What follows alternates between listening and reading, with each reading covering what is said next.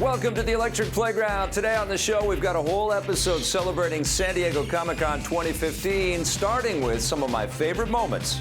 Plus, the Comic-Con craziness continues with Marissa's favorite moments from the show. And then I show you more of my favorite toys from the con.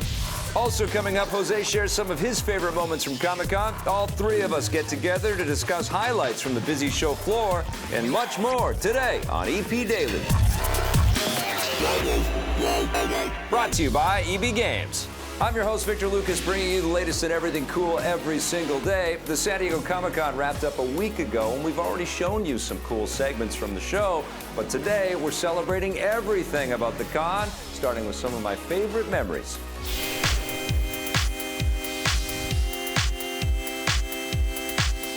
Comic-Con 2015 has been incredible. I have lots of personal highlights, but I think number one has to be moderating the Justice League Gods and Monsters panel for Warner Brothers and DC. It is always incredible, and Bruce Timm has come back into the family and created something really original. So I was on stage with Bruce Timm and Andrea Romano, a whole bunch of incredible people, and the movie is fantastic, so you definitely want to see that.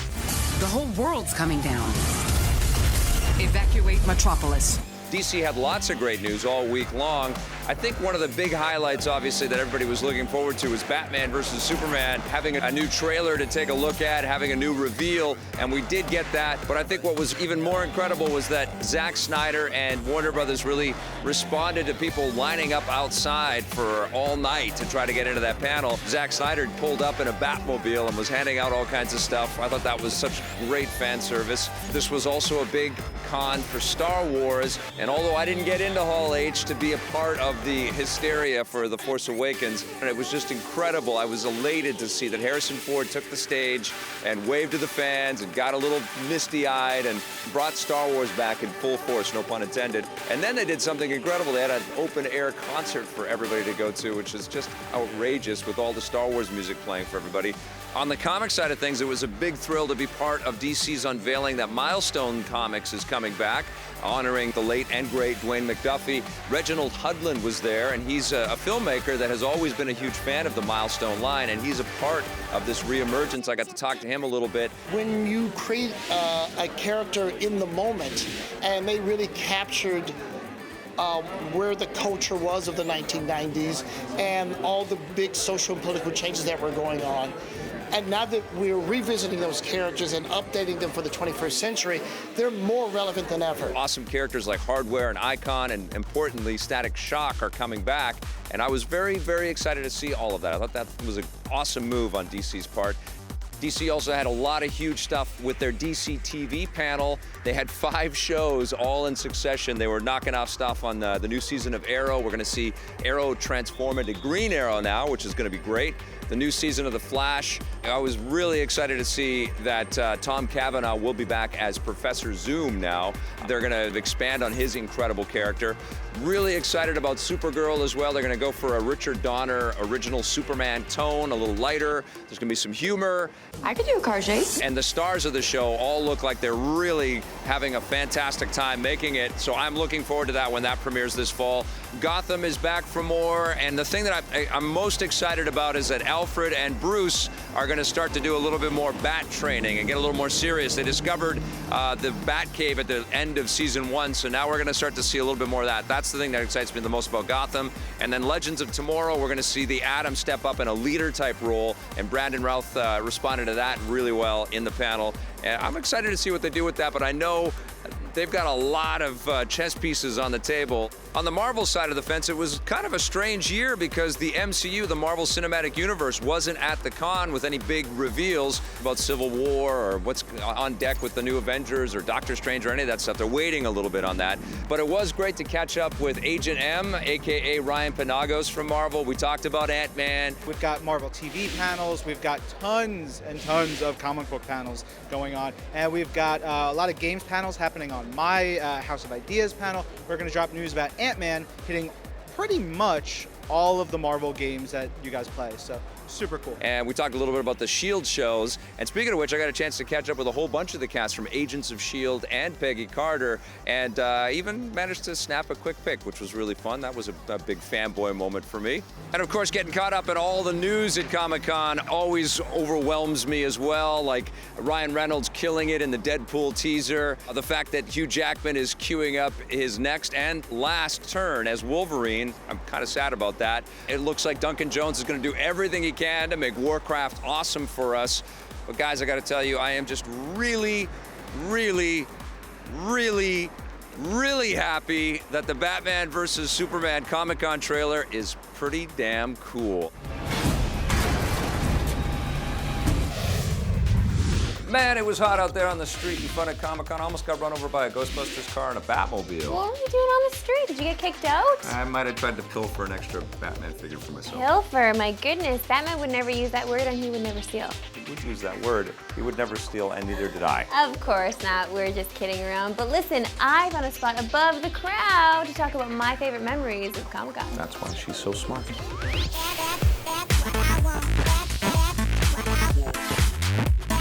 What were my favorite moments of this year's Comic-Con? Well, I can start with the scariest moment, that was jumping 25 feet off a platform for the Assassin's Creed Leap of Faith. I didn't want to do it, but I knew that I had to do it just for you. And look, I know it doesn't look that high up from where you're seeing this, but trust me, it was really scary. I was shaking when I was done. But my nerves calmed a little bit as I walked through the Comic-Con floor. Now, this place is packed. There's so many fans here, and I love it. I love the enthusiasm for everything. But they get in the way when I want to play with Lego. There's just too many people around, so I had to abandon that. I loved meeting so many different amazing people from different television shows, like a new one called Sex and Drugs and Rock and Roll. But that can't be the only problem. There are drugs. No, that's not a problem. Dennis Leary was amazing to meet, and Jeff Corbett and I, we shared a moment about Saskatoon before the camera started rolling. That was actually really fun for me. I enjoyed meeting the cast of Ninja Turtles, which is on Nickelodeon, because guess who plays Raphael? Sean Astin. Yeah, that's right. Don't go, Mr. Frodo. Yeah, and he's... Okay. I know there's so much happening here with TV shows and movies, but we can't forget about the comics, and I got to meet so many amazing people that write for DC Comics. Particularly seeing Grant Morrison again was a lot of fun. For the new stuff, I mean, we're kind of, although it's under the umbrella of Multiversity, what we want to do is books that everyone can read. I did enjoy going back to my roots with the show, going back to video games. I stopped by and played some Skylanders, saw some Assassin's Creed action, and talking to Elias Tufexis about Adam Jensen again, because he's back and he had to keep that secret for so long. Yeah, I've been lying to a lot of people for like 2 years, like lying to friends and family. And then I actually got to see him join the cast of The Walking Dead from Telltale Games on stage. He was narrating the story for them, and I got to see that happen live at Petco Park. I think that would be my biggest highlight, actually, of the show itself this year, was getting to hang out at Petco Park, because I love baseball so much, and to see The Walking Dead live play out there on the field was pretty serendipitous for me. It was nice. It was my two loves colliding, my worlds colliding in the best possible way. So many memories, so little time. But hey, Jose will be bringing you his favorite memories later in the show. Yeah, and after the break, I'll be showing you some of my favorite toys from Comic-Con. This was one of them, okay. Samurai Vader. So cool.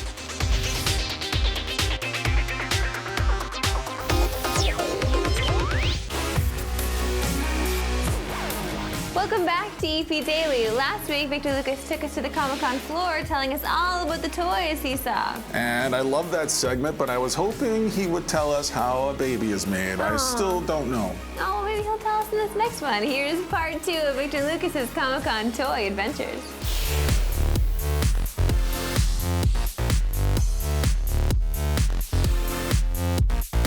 Every year we come here and we take a look at all of the toy offerings from all the other companies, but Sideshow Collectibles just cannot be beat. Right behind me, these amazing premium format Red Sun statues that are based on the classic Red Sun comic book. Incredible. There's a whole bunch of Star Wars displays. We got Han Solo and Chewbacca inside the cockpit of the Millennium Falcon. There's a quarter scale TIE fighter that one of the TIE pilots is in. They've got a Back to the Future DeLorean out there. Of course, there's a whole array of Marvel. Now there's a chance to see the Hot Toys Vision, the Hot Toys Ant-Man, and the Hot Toys Yellow Jacket. It's really a nice combination of statues and maquettes that sideshow themselves, sculpts. They've also got their own figure line, including some excellent work on a new Indiana Jones from Temple of Doom, a Beetlejuice, an Ash, one of my favorite Wolverine figures I've ever seen. And then you've got incredible statues like the Arkham Knight statue that's behind me, which is huge, imposing, and freaky. That will freak out everybody in your house that tries to sneak in late at night. You just put that statue up, no criminals will come in to take any of your stuff. This is an incredible booth. It really has to be seen to be believed. Unfortunately, the price tags on some of these things are insane. The awesome Game of Thrones sculpts will catch your attention here at the Dark Horse booth, but I'm really a big fan of this very stylistic Judge Dredd statue that's up there. Really slick looking. I like the accentuated features and the oversized muscles and the oversized armor. It looks really cool. But another thing that kind of caught my eye too is that Frank Frazetta mini statue of the Death Dealer. It's his iconic image. We don't see that too often. We don't see toys based on Frank Frazetta's artwork, and I'm a longtime fan of that stuff, so it looks really cool. Gentle Giant's always been known for their amazing 3D sculpting technology, and they've got some cool things in the booth like these oversized retro action figures, which are cool. But the thing that stole my heart was the Chappie statue. This was a movie that I think was grossly forgotten and largely ignored for no good reason. It was very cool. It's not perfect, but it was fun. And one of the fun things about Chappie is, of course, the main central character, that endearing robot. And now you can buy a statue of him, which is really cool. I caught these at last year's Comic-Con, but I'm still a big fan, especially because they're expanding the line a little bit. But Mezco has been doing some incredible stuff with their 1:12 line around the Dark Knight Returns. These figures are amazing. Cloth, costumes, lots of incredible ornate detail with the belts, lots of little accoutrements. You get batarangs and stuff like that. And I love the battle damage too, where you get Batman fighting the Mutant Lord. It's just amazing stuff, and I gotta commend it. I like the sculpt too. This is the squat, stocky, chunkier version, the Frank Miller version of Batman. Incredible toys once again at Comic-Con. Great segment, Vic, but I still don't know how a baby is made. Is there a book I should read or maybe a videotape I should watch? Yeah, a VHS videotape. I will watch it. All right. Anyway, let's go back to Comic-Con now. Jose, he was there too, and here are a few of his favorite things. I am here with my feet firmly planted on the ground in San Diego at Comic-Con because, well, it's time for Comic-Con. Let's talk about some of the coolest things I got to see. Hey. I always enjoy getting a chance to scour the floor of Comic-Con because you never know what cool things you might come across, like Mattel. They have create your own WWE wrestling figures. Finally, I can create myself in wrestling figure form. I can turn myself into the biggest superstar of the world. Suck it, Seth Rollins. You're garbage. I went over to the CFX area and they have a huge Marvel lineup from things like the Hulk, Captain America. Hell, they even turned me into Groot. I am Groot! Last year I talked to those guys about their awesome work on their Game of Thrones lineup, and it was so sick. And speaking of Game of Thrones, I even got to play Game of Thrones Monopoly with Sir Davos himself. Because in the Game of Thrones Monopoly, you win or you go bankrupt. I also have to say that I do enjoy some of the unprecedented access we get to the press lines here at Comic-Con, talking to groups of cast like The 100. More awesome. Even the quirky stuff out here will mash your brain, like when Scooby-Doo and Kiss form a team to solve mysteries and rock and roll. I mean, Scooby-Doo and Kiss, rock and roll mysteries has got to be the craziest collaboration ever. Even Jay and Silent Bob are involved in that, which is going to be totally cool. Let's Play Rock and Roll and Makeup and has turned it into an iconic, like, 4-decade career. To the point where his crowning achievement of all of this is they let him be in a cartoon with Scooby-Doo. That is success. And you know, maybe even you'll come across somebody like the director of Sharknado. Someone told us that, oh, you over-delivered on 2, how are you gonna do 3? And it's like, over-delivered sounds like a bad word the way you're saying that, but okay. Because those movies are some of the greatest things your eyes will ever experience.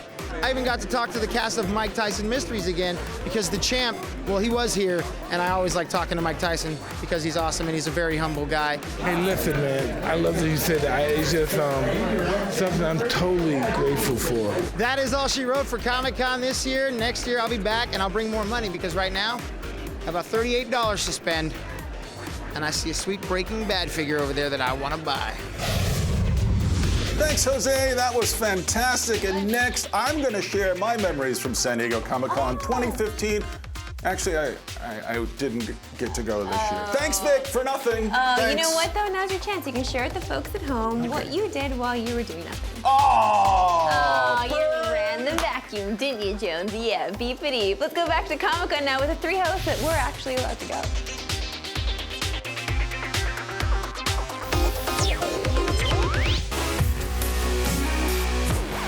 Welcome back to EP Daily. Something important happened recently. Let's see, what was it? I believe it was in San Diego. Oh, Comic-Con 2015. I wasn't allowed to go, but Vic, Marissa, and Jose were there. Here they are with the highlights of this year's show.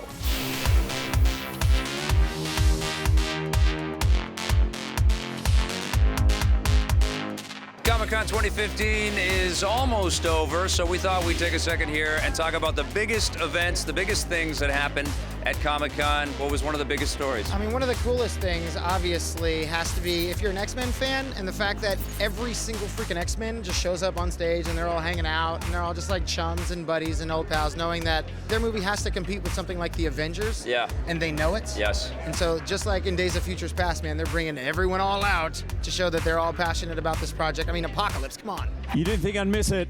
And Oscar Isaac is Apocalypse, and he's also in Star Wars The Force Awakens. I know, this guy is killing it, but obviously we have to talk about Star Wars. Yeah. We have to talk about Star Wars. We're at Comic-Con. Okay, so Hall H erupts. Yep. They give everybody these passes to go to the Symphony, the Star Wars Symphony. Are you kidding me? Like, what a treat for fans. Harrison Ford was here. Harrison Ford playing with lightsabers with Lawrence Kasdan at a symphony for 6,500 people that cleared out Hall H. I mean, that's big news. There's people waiting in line for days to go into Hall H. I heard that J.J. Abrams was visiting people in line the night before because it's all about sleeping over before you get your seat in there. And Batman versus Superman pulled the same thing. Zack Snyder actually rolled around the line in the Batmobile. That's kind of next level. That's pretty badass. I mean, he's And like, they oh gave yeah, stuff to JJ, you're gonna walk around and say what's up to people? Who's the guy with the car? Oh, it's Zack Snyder in a Batmobile. Incredible. And then they roll up on stage with the Batman versus Superman Comic-Con reveal. Not in a Batmobile. Not in a Batmobile, but all the cast members are there, except they didn't really do the whole Justice League reveal. At least I didn't hear about everybody being there. That's what I like. Yeah. Is that you always get so much. I mean, Yeah. even though the movie's not coming out until next year, Yeah. usually they're always giving you too much. I mean, they showed off a new trailer, which obviously Vic was, look guys, this is the greatest. Nobody cares about Clark Kent taking on the Batman. I wouldn't say that, but it was fantastic. It was no Star Wars Force Awakens, Chewie, we're home kind of trailer. Didn't give me chills, but I have mad respect for it. I did notice that the color has all been beefed up quite a bit in this. It's Yeah. not the moody, dark color that they've had It's not before. just the Dark Knight. Tell me, do you bleed? I'm really hoping this Wonder Woman, I'm really hoping Gal Gadot can just bring it home for me. You know what sells it for me? What? It's Ben Affleck. It all rests on his shoulders. If he doesn't give us a good Batman, it's screwed. Let the record show that this committee holds him responsible. He's looking up at buildings falling and just that anger in his eyes, and then he runs into the dust cloud. That was cool. The trailer for me, it was like, there's the scene where Superman rips the doors off of the Batmobile. It's like, Yeah. come on, you're Superman. If you really got a problem with this guy, take the car, throw it into space. All right. Into the movie. Superman wins. The Suicide Squad came down from Toronto for like 3 minutes. They all came out, were like, hey, we're here, we gotta go back to shoot. And then that was it. So that's another cool thing for DC. I mean, DC they're hitting hard, man. I'm just gonna hurt you. Really, really bad. Their TV lineup is so solid right now. And it was weird because Marvel usually comes away with so much buzz out of this thing, but it feels like they said, no, DC, there you go. This Bat vigilante is like a one-man reign of terror. I feel like DC, honestly, just put their fists up in the air and we're banging around. I love everything DC that we had this year. Not Yeah. only with the TV shows and the movies, but the comics too. There's just so much to love about DC. Even the animated movies yeah, that the we Justice saw. League, Gods and Monsters. DC Lego movie, The battling Vixen the TV Legion show. of Doom. Yeah, they did a great job. Was it DC? Did they Yeah. did they Oh walk? my God, or was it yeah. Star Wars? Well, that's the thing. Star Wars trumps all always. DC still shines so brightly, and I don't want to take anything away from them because Star Wars is just casting this huge, I don't want to say shadow, Do you because think it's a light. that? Do you think that Star Wars should have revealed another trailer here or unveiled another trailer, or was the behind-the-scenes thing the right thing for them to do? Let it be a soft pull in. Everybody's already stoked. Yeah. Everyone at Comic-Con who is a fan of that style of movie, Yeah. or just everyone in general, is going to go see Star Wars. You don't need to show behind-the-scenes stuff. That's I cool. love the behind-the-scenes stuff. Just don't spoil anything. I don't need to know anymore. Chewie, you're home. I can't wait to see you get there. Can't really top that. Chewie, you're home. Thanks for watching. We can't wait to come back to Comic-Con next year. Chewie, we're home. Thanks, guys. Great job, Vic, Marissa, and Jose. And listen, that's not it from Comic-Con. We've got more segments in future episodes. But right now, after the break, we've got a Twitter question of the day after this. If you want more EP, go to our website, epn.tv, for bonus content and full episodes. We're also on Facebook and Twitter.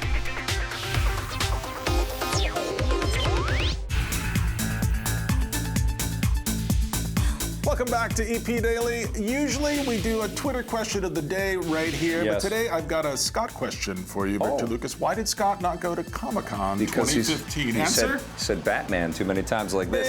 Beat me, beat me. And what was your favorite interview from the show this I year? talked to so many great people, but there was only one where Bruce Campbell and Lucy Lawless totally crashed my interview. Do you have any favorite characters in that universe? The whole world.